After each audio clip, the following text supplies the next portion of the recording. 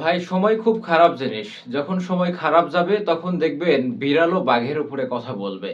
তো তামিমের ক্ষেত্রে ঠিক সেটাই হয়েছে। দেখেন তামিমরে নিয়ে অনেকেই পোস্ট দিচ্ছে যে তামিম নাকি কত শত প্লেয়ারের জীবন ক্যারিয়ার বরবাদ করে দিয়েছে। যার জন্য তামিমকে আল্লাহ তাআলা শাস্তি দিচ্ছে। ভাইরে এই কথাটা বলা কতটুকু পাপ এটা কি আপনি জানেন? কাকে আল্লাহ শাস্তি দিবেন, কাকে দিবেন না এটা একমাত্র আল্লাহই জানেন। কাউকে আ ভালো দিয়ে পরীক্ষা করেন, কাউকে খারাপ দিয়ে পরীক্ষা করেন। তো এই কথা বলার অধিকার আপনার নাই আসলে।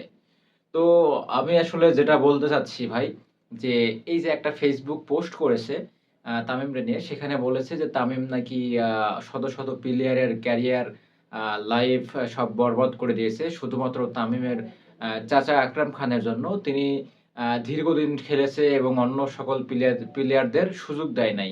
আসলে কি তামিম এমন?